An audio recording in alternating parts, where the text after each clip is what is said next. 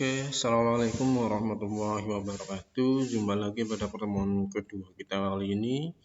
Pada kesempatan kali ini saya akan menjelaskan apa itu bagian lancar hutang jangka panjang. Kemarin sebelumnya sudah sampai hutang perhitungan pihak ketiga atau hutang PFK ya. Dimana seperti kalian ketahui yang dimaksud dengan hutang PFK adalah kedudukan pemerintah sebagai pemotong pajak saja, dia hanya pengumpul saja untuk pembayaran tertentu yang nantinya akan dikumpulkan atau disetorkan ke pihak terkait. Kemarin contohnya adalah PPH dan PPN. Lanjut ke bagian lancar utang jangka panjang. Bagian lancar utang jangka panjang, seperti kalian baca sendiri, merupakan bagian utang jangka panjang baik pinjaman dari dalam negeri maupun luar negeri yang akan jatuh tempo dan diharapkan akan dibayar dalam waktu 12 bulan setelah tanggal neraca. Ya, bagian lancar utang jangka panjang artinya bagian lancar utang jangka panjang adalah merupakan sebagian dari bagian hutang jangka panjang yang diambil atau yang dipinjam oleh pemerintah. Kapan bagian lancar hutang jangka panjang diakui? Pada saat 1. Melakukan reklasifikasi pinjaman jangka panjang yang akan jatuh tempo dalam waktu 12 bulan setelah tanggal neraca pada setiap akhir periode akuntansi. Artinya begini, ketika pemerintah meminjam uang, baik itu di bank atau di pihak ketiga, biasanya kalau jangka panjang itu di bank ataupun pinjaman di lembaga internasional. Reklasifikasi pinjaman jangka panjang jatuh tempo dalam waktu 12 bulan. Reklasifikasi artinya ketika contohnya kemarin saya sudah mencontohkan ketika pemerintah atau Pemda berhutang 20 juta. Kemudian dalam perjalanannya ada reklasifikasi atau ada pengelompokan ulang bahwa 5 jutanya harus dibayar pada 12 bulan pertama atau tahun pertama. Nah, maka 5 juta tersebut bisa dikatakan sebagai bagian lancar hutang jangka panjang. Kecuali akan diberikan kembali pada tahun berikutnya, maka tidak bisa. Itu kan ada kecuali bagian lancar hutang jangka panjang yang akan didanai kembali. Jadi kalau ada reklasifikasi menyebutkan bahwa 5 jutanya nanti dibayar tahun ini, tapi nanti tahun depan langsung saya kembalikan lagi, itu maka tidak bisa disebutkan sebagai bagian lancar utang jangka panjang. Bagian utang lancar jangka panjang adalah betul-betul dilunasi pada tahun pertama atau masuk periode 12 bulan pertama.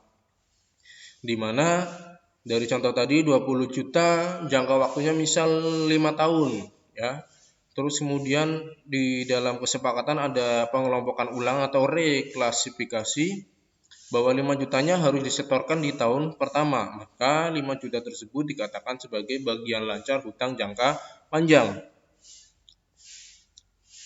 Kemudian diakui yang kedua adalah termasuk dalam bagian lancar hutang jangka panjang adalah utang jangka panjang yang menurut PSAP atau Pedoman Standar Akuntansi Pemerintah nomor 9 paragraf 17 yang persyaratannya tertentunya setelah dilanggar sehingga kewajiban tersebut menjadi kewajiban jangka pendek.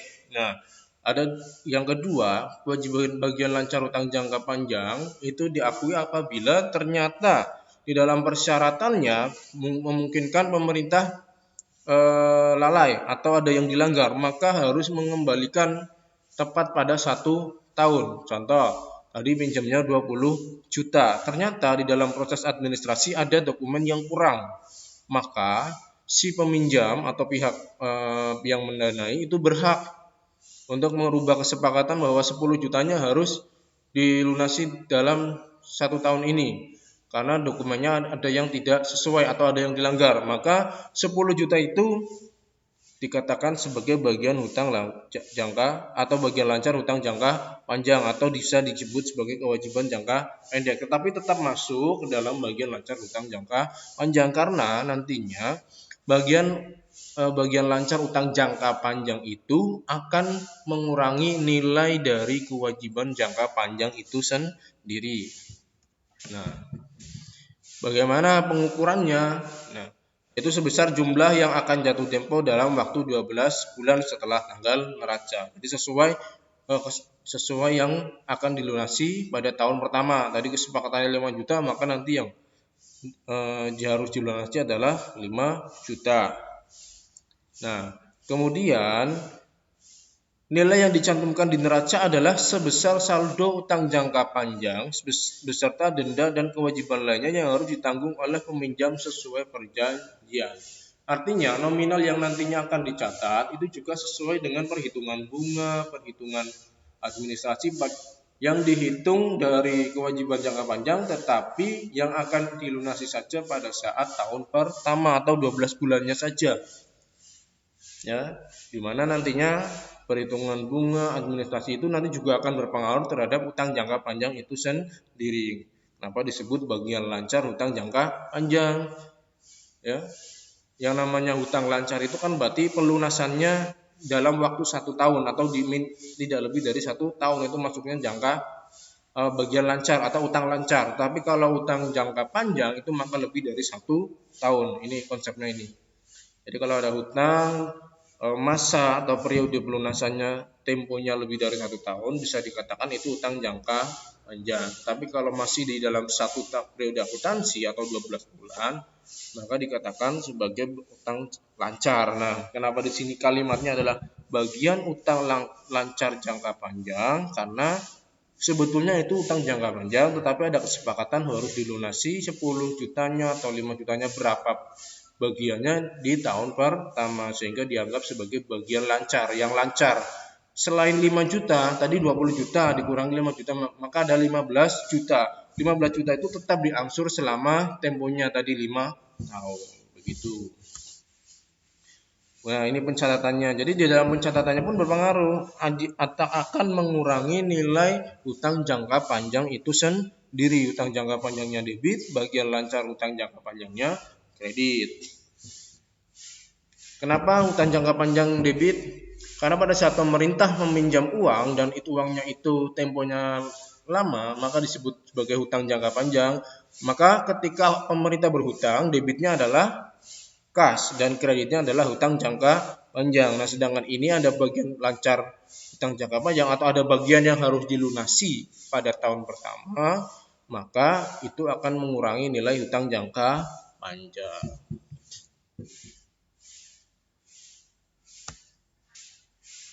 Kemudian hutang jangka pendek lainnya, penerimaan pembayaran di muka atas penyerahan barang dan jasa oleh pemerintah kepada pihak lain. Hutang biaya yang timbul terkait penerimaan jasa yang belum dibayar sampai dengan tanggal penyusunan laporan keuangan. Ada 2 ya. Hutang jangka pendek lainnya itu pendapatan diterima di muka dan hutang biaya. Ini sama seperti akuntansi komersil, pendapatan diterima di muka diakui pada saat atau timbul klaim dari pihak ketiga kepada pemerintah terkait kas yang telah diterima pemerintah dari pihak ketiga, tetapi belum ada penyerahan barang dan jasa dari pemerintah. Misal adalah penjualan aset, ya, penjualan aset. Aset pemerintah yang nilai penyusutan sudah kecil itu akan dilelang atau akan dijual ke pihak ketiga. Kemudian untuk menjaga barang tersebut, pihak ketiga berinisiatif untuk memberikan sejumlah uang terlebih dahulu, istilahnya DP ya, pendapatan diterima di muka. Konsep DP tahu ya, down payment. Nah, itu sama saja. Jadi titip uang dulu tapi barangnya belum diserahkan.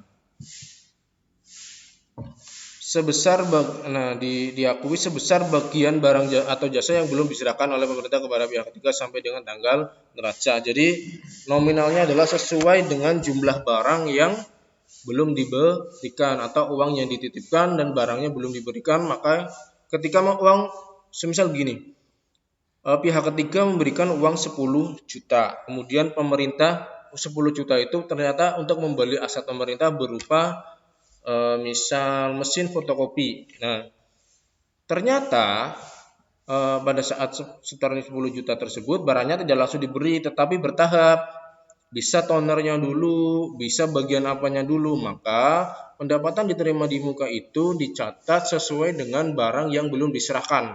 Kalau masih ada barang yang belum diserahkan, maka pendapatan diterima di muka itu diakui. Misal 10 juta, ternyata barang yang diserahkan baru sebagian, maka tinggal 5 juta, maka pendapatan diterima di mukanya diakui sebesar 5 juta.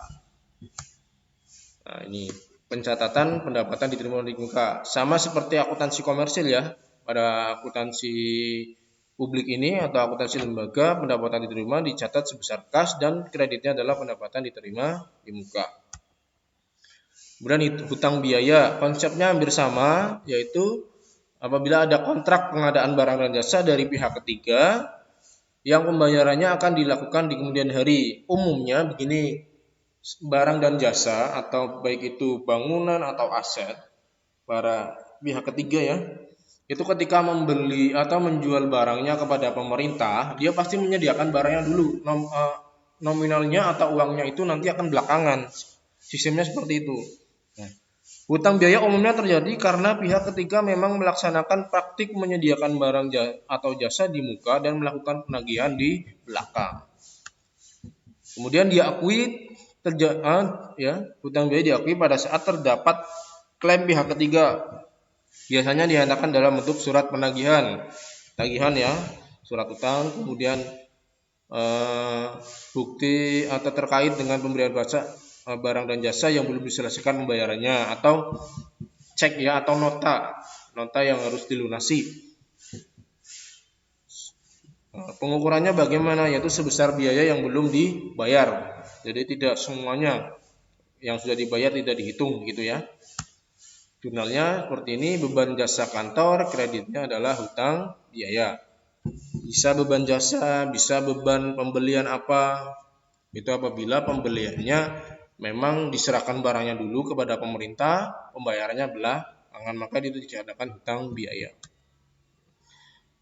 Oke, kemudian tadi berarti selesai untuk kewajiban jangka pendek ya. Kewajiban jangka pendek itu sampai pendapatan diterima di muka dan hutang biaya.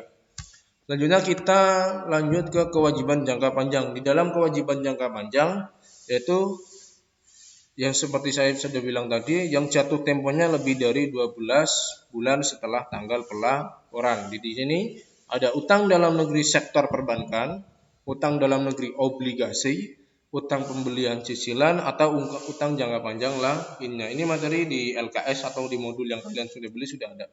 Bisa dipelajari lebih lanjut. Saya akan menjelaskan di sini. Oke.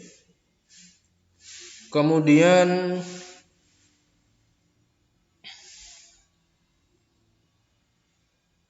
selanjutnya adalah jika pada akhir periode akuntansi pemerintah mempunyai hutang jangka panjang, maka pemerintah harus melakukan reklasifikasi kewajiban tersebut ke kewajiban jangka pendek dan kewajiban jangka panjang. Belum dibayar sampai dengan tanggal pelaporan. Artinya begini ya. Pada saat pemerintah melakukan hutang jangka panjang tadi, kita ini nyambung dengan bagian lancar hutang jangka panjang.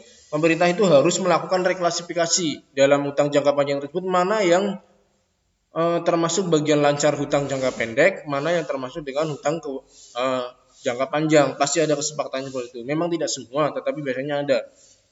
Jadi tadi 25 juta, ternyata 5 jutanya harus diselesaikan atau dilunasi pada periode akuntansi yang pertama atau 12 bulan pertama. Maka itu disebut reklasifikasi ya, atau harus diklasifikasi ulang bahwa berarti hutang jangka panjangnya adalah sebesar 20 juta karena 5 jutanya masuknya hutang jangka pendek atau tadi bagian lancar dari hutang jangka panjang.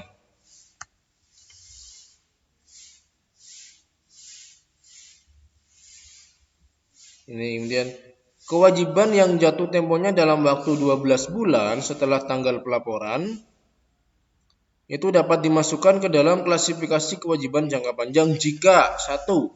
Jangka waktu aslinya adalah untuk periode lebih dari 12 bulan. Tadi saya bilang kalau jangka waktu pelunasannya lebih dari 1 periode akuntansi atau 12 bulan lebih dari 1 tahun, maka itu masuknya adalah kewajiban jangka panjang. Kemudian entitas atau lembaga bermaksud untuk menandai kembali refinance atau mendanai kembali kewajiban tersebut atas dasar jangka panjang. Artinya jadi pemerintah sudah terbiasa berhutang kepada misal Bank BCA. Nah, kemudian Bank BCA itu ternyata dengan pemerintah itu sudah MOU bahwa pendanaan atau mendanai kembali ini akan berkelanjutan. Pendanaan itu akan berkelanjutan, makanya disebut sebagai refinance, mendanai kembali berkelanjutan. Jadi jangka panjang. Nah, itu disebut, maka bisa diklasifikasikan sebagai utang jangka panjang. Dari pendanaan kembali tersebut atau refinance itu didukung dengan adanya suatu perjanjian pendanaan kembali ya, atau ada MOU-nya tadi yang saya bilang.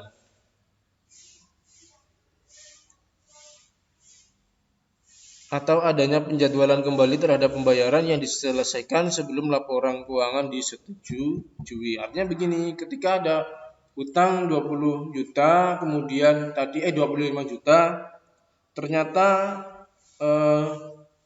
di dalam perjalanannya yang mendanai tadi misal Bank BCA itu merubah pembayarannya dari 3 tahun menjadi 5 tahun. Nah, itu makanya semakin panjang lagi. Sebelum laporan keuangan disetujui atau disahkan, ya, itu harus dokumennya harus sudah atau harus disepakati terlebih dahulu, sehingga pada saat refinancing atau pendanaan kembali buktinya sudah kuat. Begitu, sisa utangnya berapa, kemudian yang harus dilunasi berapa, itu nanti pada saat pendanaan kembali atau refinancing itu sudah bisa dilaksanakan.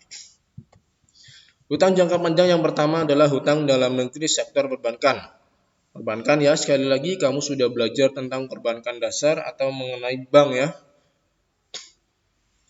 Hutang dalam negeri sektor perbankan merupakan hutang jangka panjang yang berasal dari perbankan dan diharapkan akan dibayar lebih dari 12 bulan setelah tanggal neraca. Pemerintah daerah dapat melakukan pinjaman jangka panjang yang bersumber dari lembaga keuangan bank yang berbadan hukum Indonesia dan mempunyai tempat kedudukan dalam wilayah negara Republik Indonesia atau wilayah NKRI gitu ya. Jadi pinjamannya itu bersumber dari lembaga keuangan. Ini kan hutang dalam negeri sektor perbankan, maka di dalam negeri bank yang ada di dalam negeri pinjamnya. Jadi kalau pinjamnya tidak di bank di dalam negeri, bank luar, maka tidak dapat diklasifikasikan sebagai hutang dalam negeri sektor perbankan. Biaya terkait dengan pengadaan utang dalam negeri sektor perbankan antara lain berupa biaya pengurusan utang, jelas ya, notaris, asuransi, semuanya ada, bunga, denda, dan komitmen fee. Komitmen fee itu adalah uang komitmen gitu ya, sebagai tanda kepercayaan. Pasti ada kesepakatan. Kemudian biaya-biaya yang terutang dan belum dibayar diklasifikasikan sebagai utang jangka pendek. Artinya begini, pada saat pengurusan ya, pada saat pengurus administrasian hutang jangka panjang di dalam bank dalam negeri atau dari hutang dalam negeri sektor perbankan, ternyata baik itu biaya pengurusan utang, notaris, asuransi, bunga, denda, komitmen fee itu ada yang tidak bisa langsung dibayarkan. Maka biaya-biaya terutang tadi yang belum dibayar itu diklasifikasikan sebagai utang jangka pendek, tidak bisa dimasukkan ke dalam utang jangka panjang.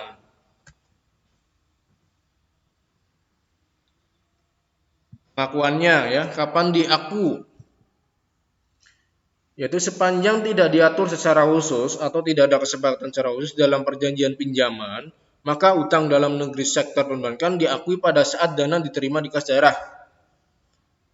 Pada saat uang itu masuk ke rekening kas daerah, maka itu baru dicatat atau diakui. Begitu prinsipnya ya. Berarti prinsipnya adalah mix ya antara kas dan accrual basic.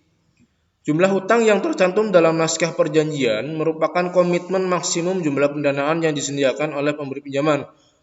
Bagaimana pengukurannya atau berapa nominalnya itu sesuai jumlah yang tercantum dalam naskah perjanjian, di mana nominal tersebut merupakan komitmen maksimum atau jumlah pendanaan yang disediakan oleh pemberi pinjaman. Artinya begini, si peminjam atau banknya itu memberikan nominal segitu, itu merupakan sudah komitmen maksimum, artinya memberikan kepercayaan kepada pemerintah, saya memberikan pendanaan sekian, itu sudah komitmennya bank gitu ya.